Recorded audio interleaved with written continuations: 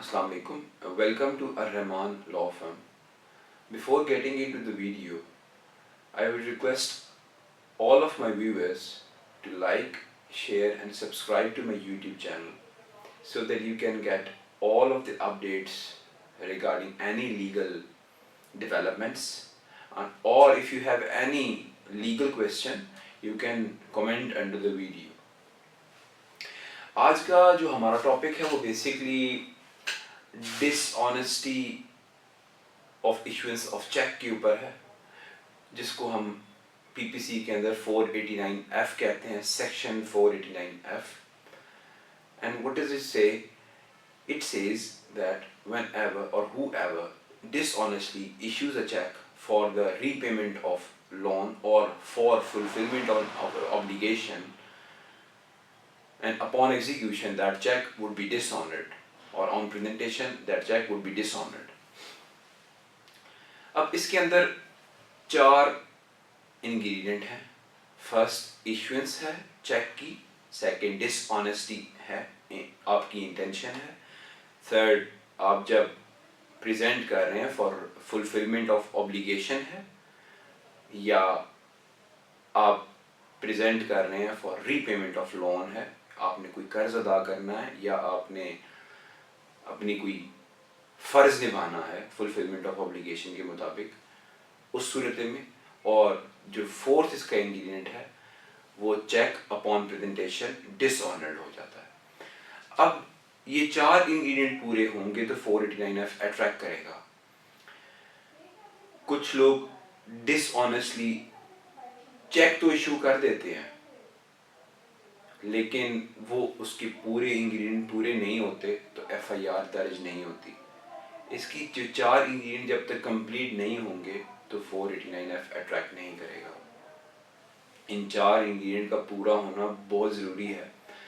अब कई बार 4 इंग्रेडिएंट भी पूरे हो रहे होते हैं बट पुलिस स्टेशन आपकी FIR दर्ज नहीं कर रहे होते, पुलिस ऑफिसर्स आपका FIR दर्ज नहीं कर रहे होते अपॉन द, आप जब अपना डिसऑनेस्ट या डिसऑनर्ड स्लिप पेश करते हैं. तो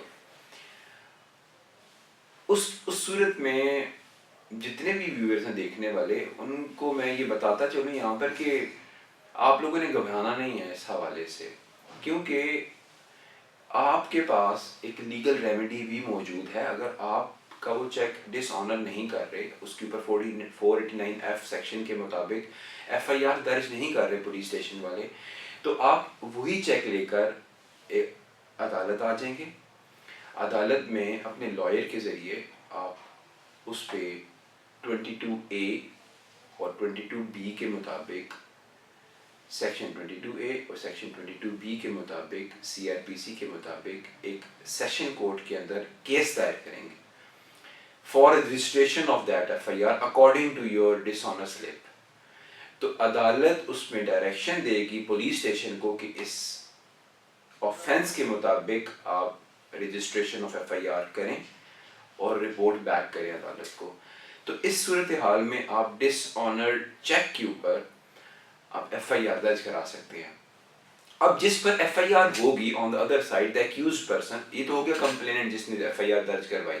अब एक्यूज्ड पर्सन वो क्या करेगा? अब उसको ये मालूम हो गया है कि अब मेरे ऊपर डिसऑनर की FIR दर्ज हो चुकी है, तो ऑब्वियसली पुलिस उसको चाहेगी कि हम उसको कस्टडी में लें और उसको जुडिशियल करें, और पहले रिमांड में लें और उसके बाद रिमांड के बाद जुडिशियल करें.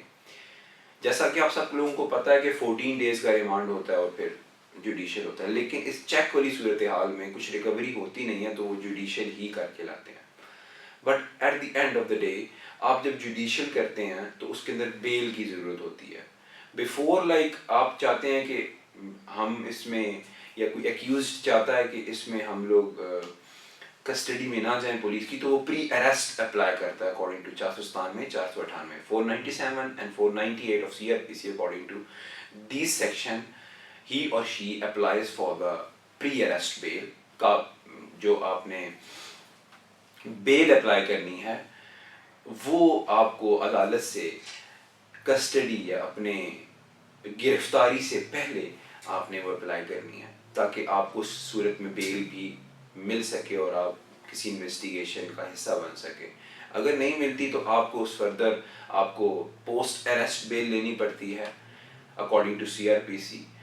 और जब पोस्ट अरेस्ट बेल आपको अलाउ हो जाती है तो उस सूरत में भी आपको ट्रायल फेस करना पड़ता है। ट्रायल के अंदर ऑब्वियसली आपको ट्रायल लेके चलना है। ट्रायल के बाद या तो आप उसके अंदर कन्विक्ट होते हैं या आप उसके अंदर एक्विट होते हैं, बरी हो जाएंगे या आप उसमें सजा हो जाएगी।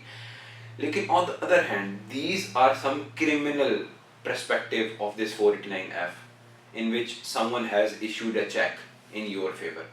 But on the other hand, कि अगर आप ये चाहते हैं कि मैं इसमें रिकवरी भी करवाऊँ इस अमाउंट की, रिकवरी इस सूरत में नहीं होगी। रिकवरी आप अगर जो भी कंप्लेनेंट है वो रिकवरी के लिए एक सिविल सूट दायर करेगा और civil suit recovery of that amount according to that dishonour cheque, उसके अंदर चेक की तमाम डिटेल मेंशन होगी और सिविल सूट के अंदर एक सिविल कोर्ट के अंदर एक सिविल सूट दायर होगा। According to that civil suit वो रिकवरी ले सकता है और रिकवरी जितनी भी होगी वो अकॉर्डिंग टू प्रॉपर ट्रायल के ज़रिए होगी, फाइनलाइज होगा प्रॉपर मैटर और उसके बाद रिकवरी के अंदर उसकी जजमेंट पास होगी ताकि वो अमाउंट रिकवर की जा सके उस बंदे से। Thank you very much, thanks for listening to me, and if you have any legal query you can comment and you can like, share and subscribe to my YouTube channel.